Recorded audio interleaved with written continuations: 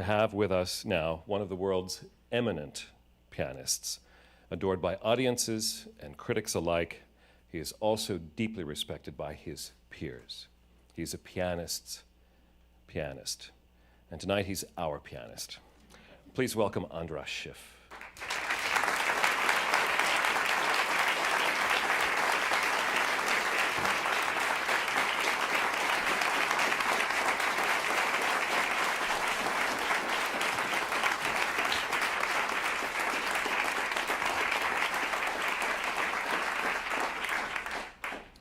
Starting last October and continuing through this October, András Schiff is in the midst of what he calls the Bach Project.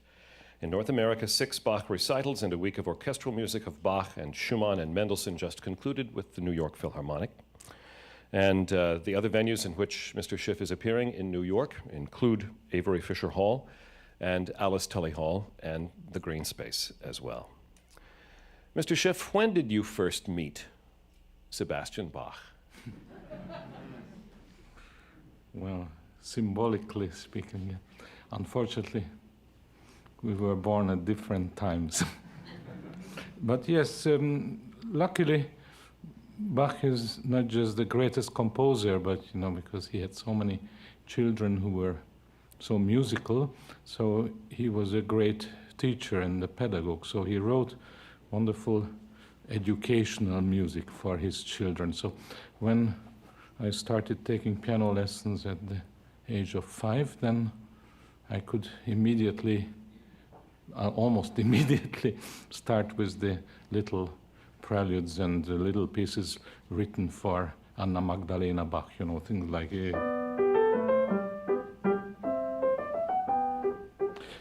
everybody else. And so this was about the age of 6, 7 years. What was the first Bach piece that made you say, more, please? Not this one. Although it's very beautiful.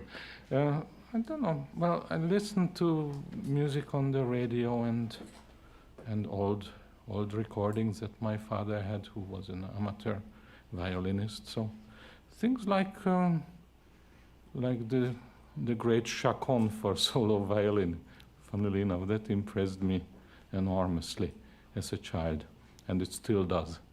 But I don't want to play that on the piano. We should not steal that from violinists. You've had some amazing teachers through your career, including Judge Kotag. What did your teachers teach you about playing Bach? Different things. Everybody has different ideas about Bach. And that's correct, because he is so great. And there are several ways to approach him and to try to come to the final truth. There is no final truth, no final solution here. Well, my first teacher, Elizabeth Vadas, she just let me play instinctively, very musically. I was a musical child, but she didn't bother me too much. That was very kind of her. Later, and then when I came to the Franz Liszt Academy in Budapest, and my first lesson with Mr. Kurtág, who is probably the greatest living composer today, but we didn't know it then, because he's a very modest man. He never spoke about his own composition. So I went to him I was maybe 13, and I had to play a 3-part invention in E major.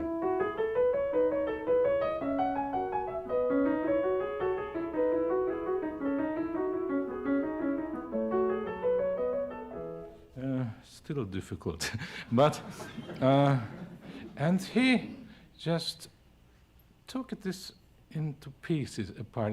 We spent like 3 hours on not this whole piece, because I didn't go beyond bar 3 in 3 hours. And he just explained this to me, and that was a crucial moment in my life, because there I noticed that I had no idea how to play the piano, and I knew absolutely nothing about music. but it was not a hopeless case. He made it so constructive and so positive. So, and then this was a life-changing experience. And about the same time, I met a wonderful musician in London, George Malcolm, who is best known to people who collect records as a harpsichordist.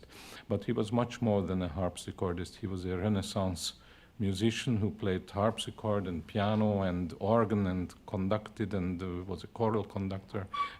He was a universal musician, and from him I really learned the most about Bach. Also, you know, how to play this on the harpsichord or on the clavichord, but how to translate those experiences onto the modern piano. And he always encouraged me to play Bach on the piano, but with the right approach and with the right style, and not to use the sustaining pedal, which most pianists use all the time, regardless of the composer. As you said in the liner notes for your recent recording of the Well-Tempered Clavier, it's not an accelerator that you use as if you were driving the car. Well, it's easy for me to say so because I don't even drive. But yes, so I use this analogy because most of you drive, so you will know what it is. So these pedals are not there to be used all the time, because on Bach's instrument, on the harpsichord, on the clavichord, of course on the organ you have pedals, but that they have a different function because they produce notes.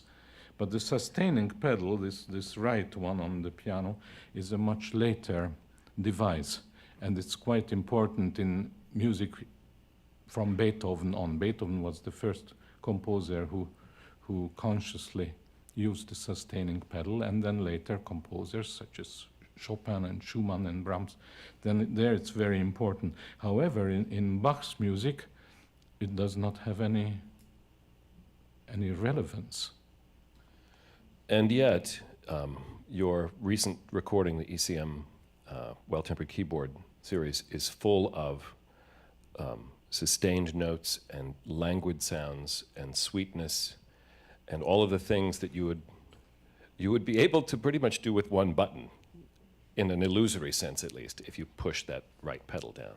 Yes, but that would be the easy way, and I'm not looking for an easy way. Of course, you have to do all of that. You have to achieve a singing tone. You have to achieve a perfect legato, which is actually not possible on a keyboard instrument. You make the illusion of it. And also, you know, if I play a note on the piano, it's still there, but diminishing, dying, dead. I cannot say like a singer would do, or a wind player or a string player could sustain that note or make a crescendo on it. We poor pianists, we cannot do that. But the composer helps us, you know, and Bach, more than anybody, like if I start the third English suite,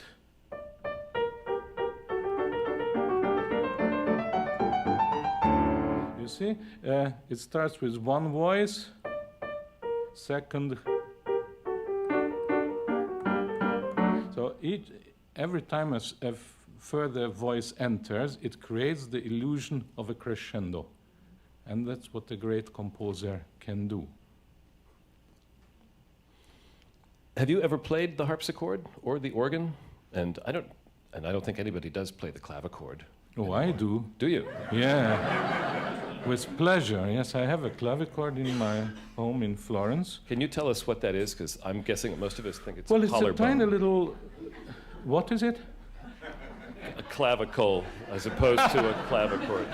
The name for the collarbone. Sorry. No, it's a clavichord because it's a keyboard instrument that's tuned, and it's plugged strings, and it has about 5.5 octaves, so it's much shorter than a modern keyboard. It has a very, very fine and very delicate sound, and I can only play it actually for myself and maybe one or two listeners.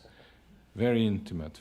It's a private instrument. It's not a public instrument. But this was, we know it from historical evidence that this was Bach's preferred keyboard instrument.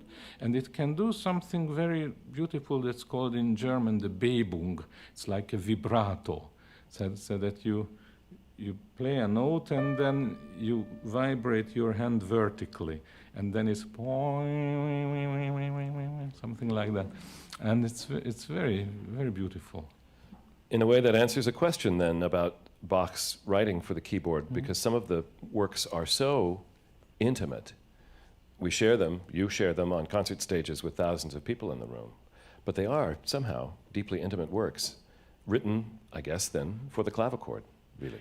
Yes, I think that most of these works are clavichord pieces, although he seldom specifies it. Like the Well-Tempered Clavier is the best example. We have here a collection of 48 preludes and fugues, and we don't know for what instrument, because clavier is a collective word for all the keyboard instruments of the time. So you have harpsichord, clavichord, and organ. And we only have to guess from the character of the music, character of the particular piece, what instrument he intended. And a lot of it is very, very private and very intimate for a player in a room, really. Concerts as we have them today, they did not exist in Bach's time. I mean, he had in Leipzig, when in the last phase of his life, there was a coffee house, the Café Zimmermann, and there he would do little, we couldn't call them concerts, but public musical gatherings where he would play things like his keyboard concertos or the Brandenburg concertos, and those are more public pieces. But these keyboard works are really for private pleasure. 19 keyboard suites, right? 19, 18?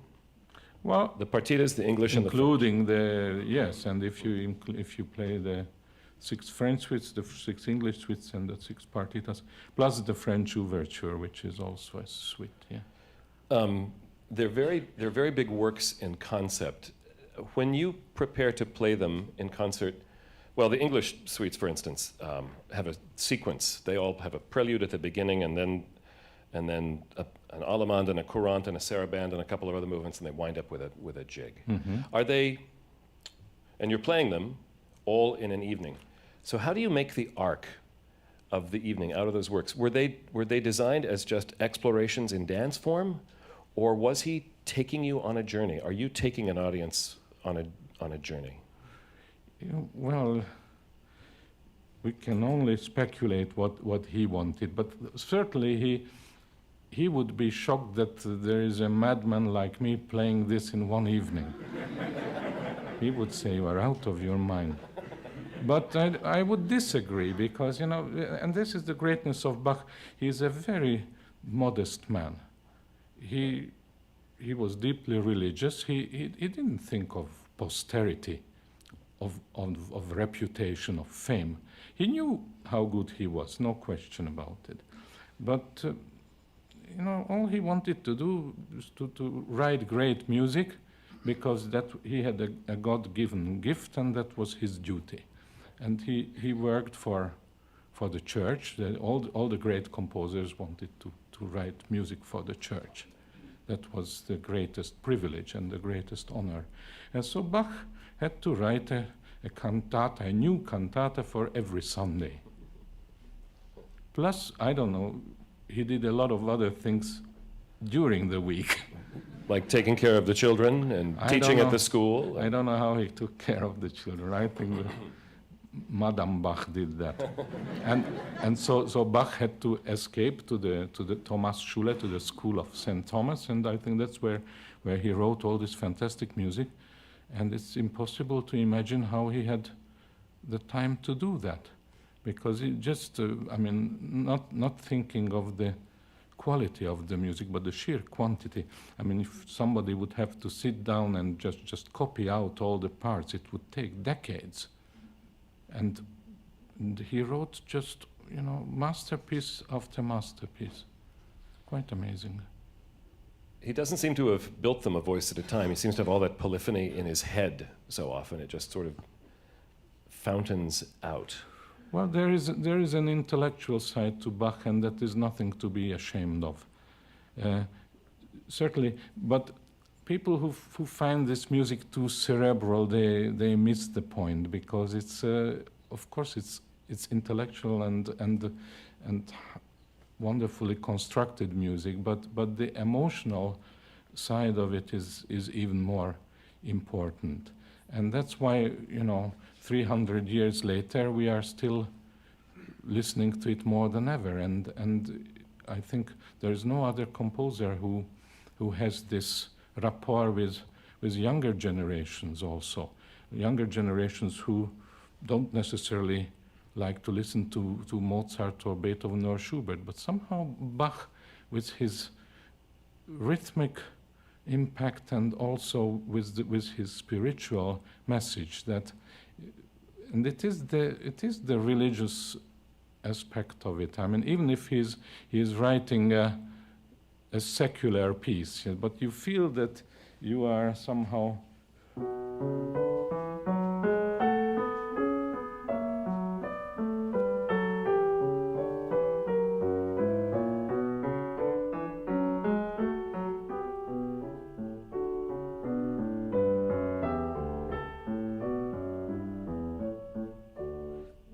this could be in the B minor Mass or in one of the Passions, but it's just a prelude for keyboard, B minor of Weltenperklavier Book 1. And vice versa, when you have in the Passion something like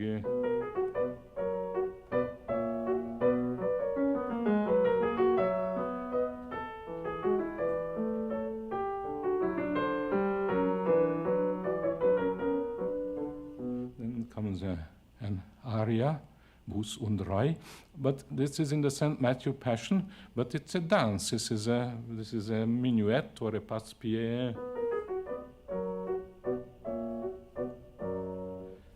or in the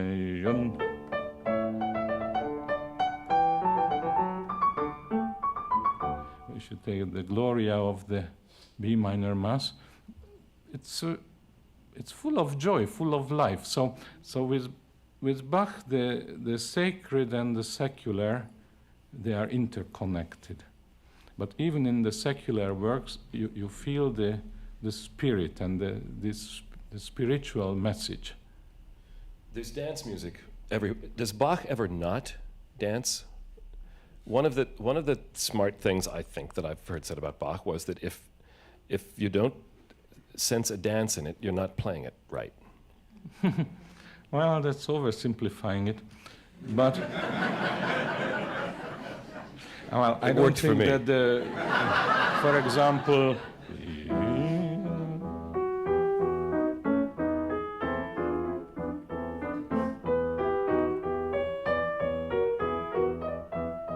I don't think that the opening of the St. Matthew Passion is a dance. Although some musicians will disagree. Yes, but certainly the element of dance is very important, not just in Bach, but in a lot of Western music. Unfortunately, most of us classical musicians, we are miserable dancers. I'm the worst dancer, but I love dance music, and I join here, somebody like Franz Schubert, who was another miserable dancer, but his music dances, and he loved to play dance music to his friends. So, and Bach uses these Baroque dances all the time, not just in his suites and partitas, but as I showed also in the sacred music. They're all over the cantatas. The dances are everywhere, and they're amazing. Yes, and this is also something very, very European in the best sense, that he is using German, French, Spanish, Irish, Scottish, Polish dances and unites them.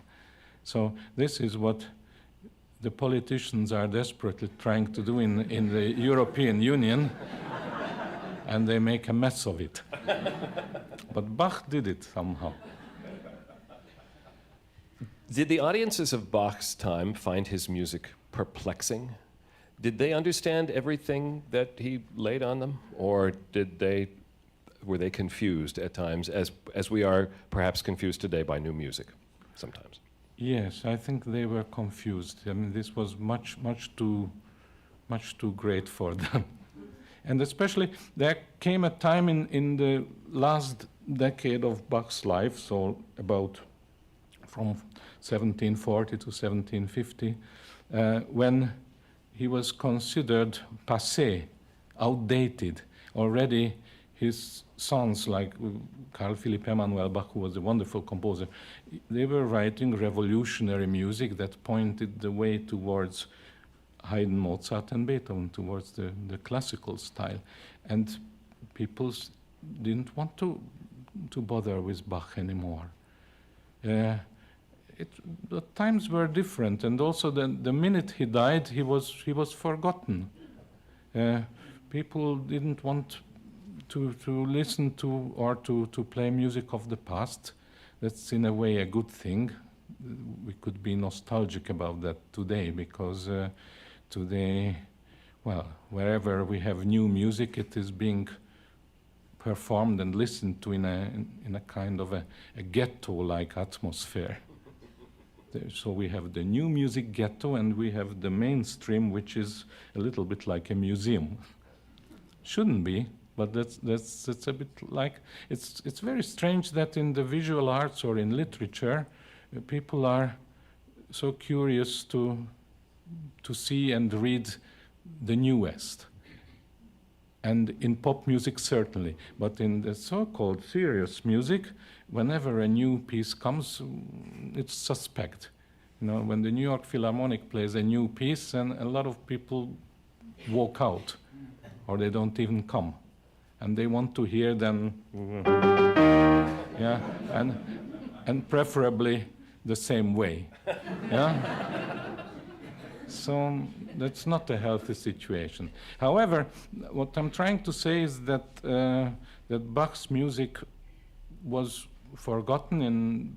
He died in 1750, and it took Mendelssohn in 1829 to resurrect him with the first performance of the St. Matthew Passion. Mendelssohn was 19 years old, and he put Bach back to life.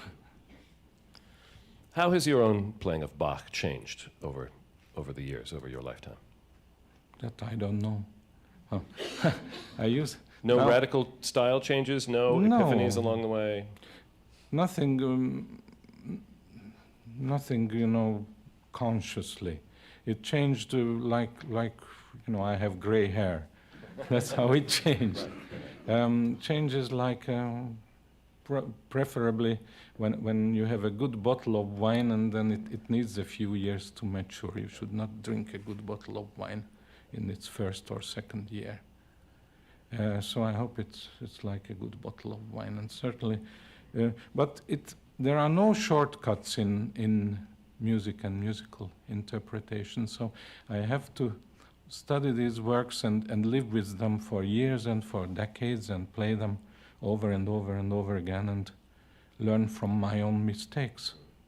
And I'm never arriving anywhere. It's always a work in progress. So hopefully I understand them much better now, and in 5 years' time it will be further still. But the trouble is that your mind develops, but the body is a different matter. Still, I'm not complaining, but it's very difficult, because there are like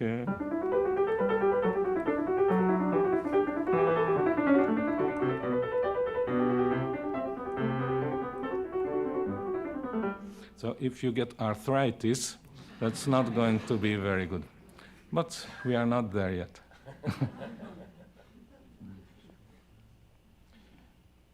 I wonder what we are missing that we might have known if we had been in Bach's time. You've spent more time with the composer than most of us, I presume. So did he make, if he perplexed audiences sometimes, did he also sometimes make connections with them that we wouldn't understand today? Well, in other words, he wrote French suites and English suites. They don't sound that French or that English to our ears mostly. Well, certainly, when you talk about audiences, as I said, there were no concerts. So it was a, let's think of the music lovers and the amateurs. So and all composers had to be pragmatic, and Bach too. I mean, he had to make a living out of this. He had to publish his works. I mean, he published his partitas himself. That was his opus 1, his own publication. That shows that he thought very highly of these works. And then they had to sell it to a public which was relatively small.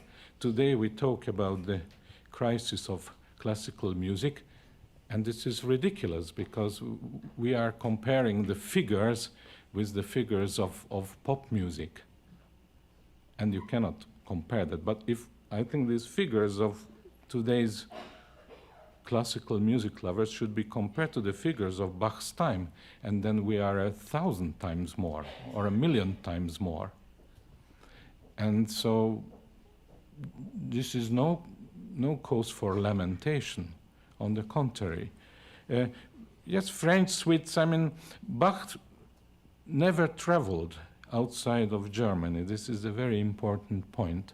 He stayed in Germany all his life, and yet he knew so well the French and the Italian style. How did he know that? Because he spent all his life in libraries and copying out concerti by Vivaldi, by Geminiani, by Corelli, by Italian masters.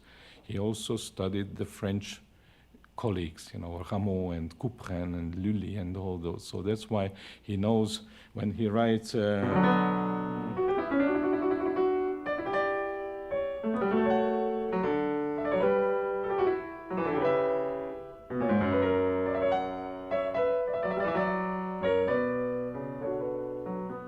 French overture.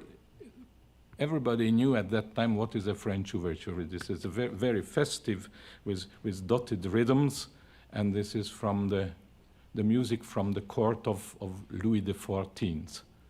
And all civilized and cultured people knew that. I mean, it clicked with them.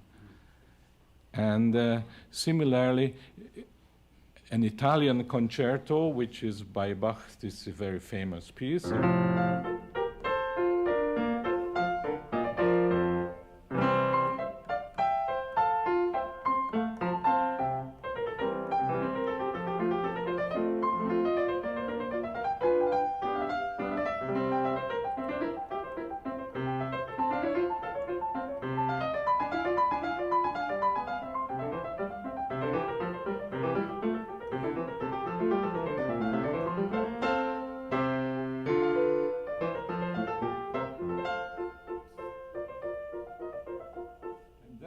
Where I just stopped, that shows that what is an Italian concerto. So you have an orchestra, concerto, and you have a smaller group, the concertino, and they are just exposed. So sometimes the whole orchestra is playing, and then comes a section where the soloists are playing. So here the whole orchestra is playing,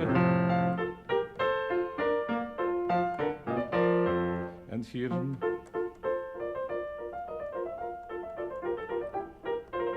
only a small section.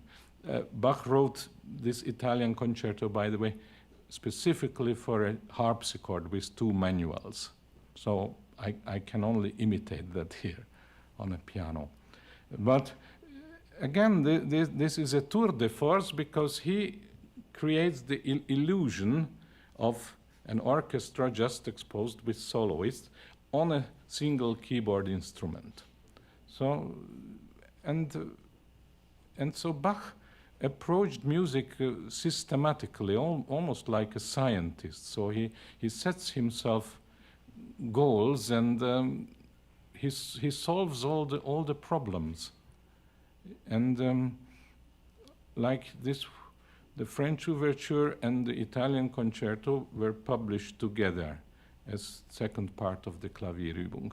And then the Goldberg variations, for example, an aria with 30 variations.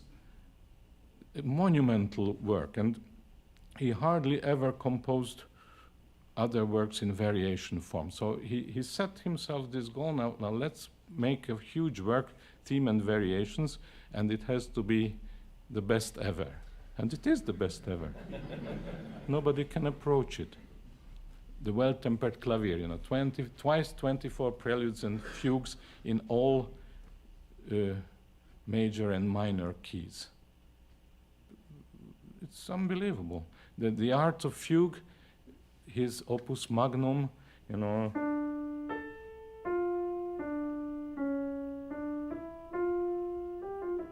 on that single theme, the whole artistry and the whole mastery of writing fugues and all the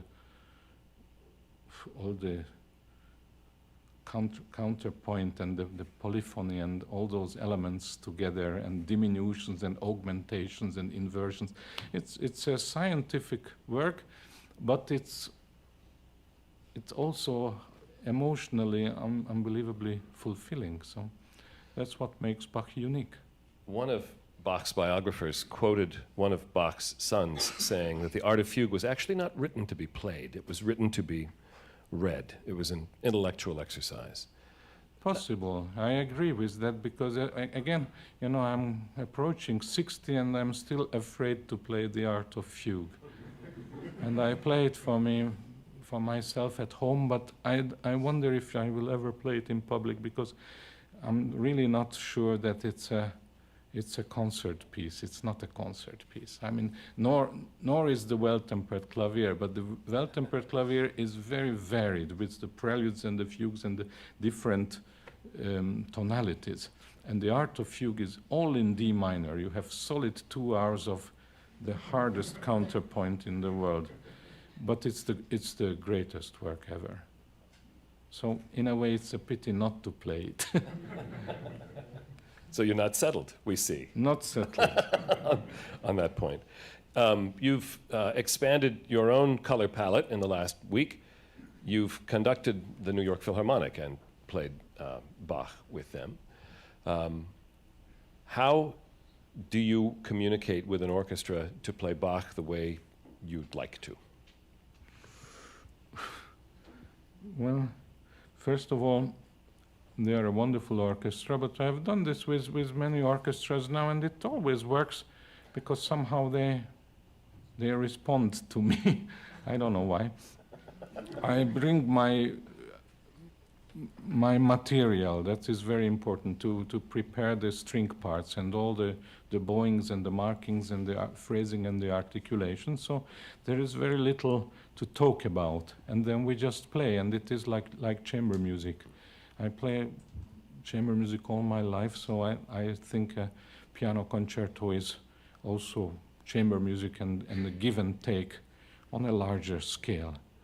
And the piano is not necessarily more important than any of the other instruments. Maybe first among equals, but not more. Do you ever have to sell an orchestra on your approach? Do you ever have to say, can we try it this way? Do you ever get somebody saying, I don't think this is right, we shouldn't do it this way? Groups who are unwilling to sort of see your point of view on the matter? Has not happened yet. I'm not wishing it on you, I'm just... No, it's not. I mean, but if it would happen, I would be open to ideas, but the ideas have to be intelligent. And I mean, if somebody says to me, I feel it differently, it's not good enough. I mean, there has to be a reason behind it. I mean, also, when I suggest an interpretation, it's not just I feel it that way. there is more reasoning behind that. You've prepared an edition of the Well-Tempered Keyboard. Was that something that you felt just needed to be in the world? A lot of your fingerings based on some original editions. What was the motivation for that work? I was asked by Henle, the publishing company, to do this, and I was very reluctant because I never write fingerings in my music. You won't find one in my Bach music. It's all. I respect somehow the score, and but then I realized that these fingerings were very, very well conceived in my brain, and I do work it out. And so then the publisher said that we prepare two different editions, one without fingerings and one with. And most of the people who buy the music students and music lovers and amateurs, they do ask for a version with fingerings. So therefore I gave in, but it's probably the cheapest lesson with you they can afford to get. My lessons are very cheap because I never charge for a lesson because, but I don't teach regularly. There is no time for that. But no, the fingerings are it's not a mechanical thing because a good fingering can illuminate a musical line or a musical phrase. And also I try to design these fingerings that the player should be able to play the preludes and fugues without the sustaining pedal. But they are not easy fingering. With your concerts this week, I want to ask you again about a difference between these suites and a difference in your concept of them. The French last night, the English tomorrow night. Is there a preparation for each work that is different? Do you see them as different in structure other than the notes on the page themselves? The preparation is not different. It's just very, very serious, and so I have to start from scratch, really. Will you play them through tomorrow before you play them tomorrow night? Oh, certainly, yes. Tomorrow morning, every day. Anyway, at home, I start every day with Bach. I play even something before breakfast, and then certainly after breakfast another hour, something by Bach. So when it's a concert, then certainly I always go to the concert hall and spend about 3 hours there, playing through the whole program and getting used to even if I know the instrument, it will be this very same instrument, and I know the whole, but this is like a ritual. To me, it's very important. I cannot understand some orchestras go on tour and they don't even try the acoustics. They just go out on stage and play. I think this is scandalous, because God knows what happened. I mean, each hall is different. Each hall is also, it's different when it's empty and when it's with the audience. So when I start the concert, then the first few minutes I'm trying to adjust the difference between the empty hall and the full hall. And this is something that you can't learn at school. You can only learn it from experience. What kind of adjustments do you make for a situation like that? You might stretch the tempo a little bit if the room is particularly resonant, even with an audience there, to keep the notes a little more separate. You might play louder or softer. What are those adjustments that you make? Yeah, certainly tempo, not radically, but in a very, very large or very reverberant hall, if I play a very fast piece, I mean, like the last movement of the Italian concerto is a good example.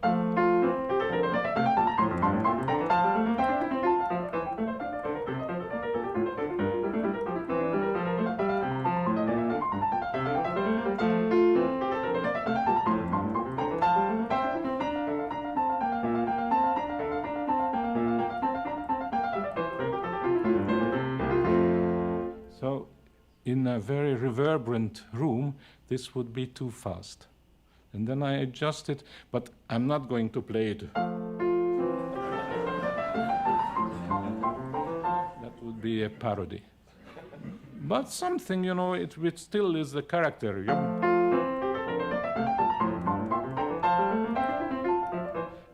So you have to adjust, and but within certain parameters, within a certain framework. When you made your recording then of the Well-Tempered Keyboard last year, that was the right way to play it in that room, I guess, and on that piano at that time. Have you listened back to it? Are you still happy with the recording? Have you rethought some pieces? Happy, you know. No, and I don't listen to them. It's not my job to listen. That's true. That's true. It's our job to listen. That's true. You don't really look at your own photos from 10 years ago, or do you?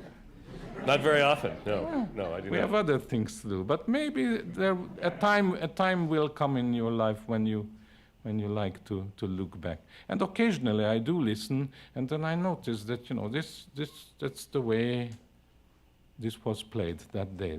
Like you look at an old photo of yourself, and that's the way I looked. And you have to accept that. It's, you know, I accept my recordings because I did them with full responsibility and with a lot of care and a lot of love. And time goes on, so we have to. I'm always very philosophical about it because, like Bach didn't think of posterity. I also, you know, I'm a very small, little nothing compared to Bach, but I don't think of my recordings being made for eternity. A lot of my colleagues do. They take these recordings incredibly seriously. And they take themselves very seriously. It's not so. We are, you know, servants of great composers. Not at all unimportant, but we have to know our place. And the composer is it's all the composer. You spoke earlier about Bach, of course, being a composer who was a man of faith. He was a believing man. Mm-hmm. And so his spirituality is evident in his music overtly. But we also talk about Bach as a spiritual composer in a way that I don't think we talk about anybody else who writes music. And I wonder if you connect with that idea as well. And I wanted to know what that means to you. Yes. Once a wonderful Indian musician, I love Indian classical music, and Ram Narayan, who plays the sarangi, is an old master, and he explained to me, that in Indian classical music, you never play a note without this divine connection. If you don't feel that, then you don't play. And you cannot betray that, and this is what I feel with Bach, with every note. And I am a Jew. He was a Protestant. We don't have to have the same religion, the same faith, but it is this. When I play Bach, I must get on his spiritual wavelength, and that is omnipresent. So even when I play something very simple and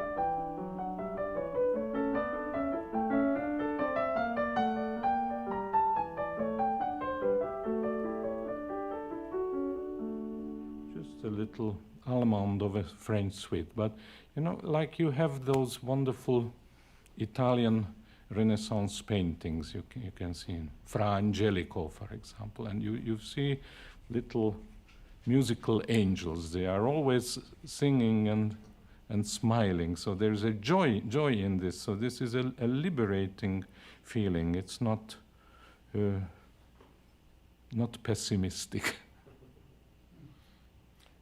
When you finish your Bach year in October, I'm sure that Bach doesn't leave you, as he doesn't leave you when you practice, as you said, but you are adding, or you're making a transition with Beethoven. You're working on the Diabelli variations now to make a new recording. And the concert that is planned at Carnegie Hall will be the Goldbergs and the Diabelli on the same program. So yet another marathon because you just like them so much. So, can you talk about the connections between those two a little bit? Well, And your transition from your Bach year to your next not all such Bach-y year? well, even this year I play all the Beethoven sonatas parallel to the Bach works, because to me, as Hans von Bülow said, if the Well-Tempered Clavier was the Old Testament, then Beethoven's 32 sonatas could be seen as the New Testament. And certainly, the older I get, the more I love Beethoven. Really, he's a fantastic. When I was 20 years old, I didn't understand him at all. Certain works, yes. I found the late music awesome, and I didn't dare to play the last sonatas. The early sonatas I loved, and I had a huge problem with the middle period. And I had to reach the age of 50 to be comfortable with a piece like the Waldstein Sonata or the Appassionata. And now I'm completely crazy about them. Of course, most of you love these pieces, so you will not understand this struggle. But with Beethoven, it's a different process than with Bach, because Bach has been with me from the early childhood, and with Beethoven, you cannot play Beethoven as a child. Today, you have Chinese kids, 8 years old, they play the Hammerklavier Sonata, but it's a joke, you know.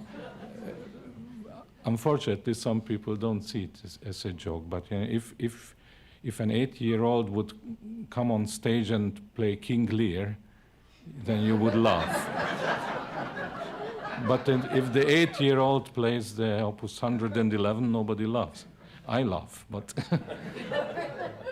so for Beethoven, you have to grow up with that. And the Diabelli Variations is his final masterpiece for the keyboard, and it is very closely connected to Bach's Goldberg Variations. The Goldberg Variations are the model, because as I said before, Bach wrote this monumental set, and he set the standard for it, for coming generations. And all the great composers after Bach looked upon him as a father figure. And no one more than Beethoven. And Beethoven, even in the late years of his life, was taking lessons in counterpoint, and he's writing more and more fugues and more polyphonic pieces. And then he writes this great opus magnum, the Diabelli Variations, which is based on a very trivial theme.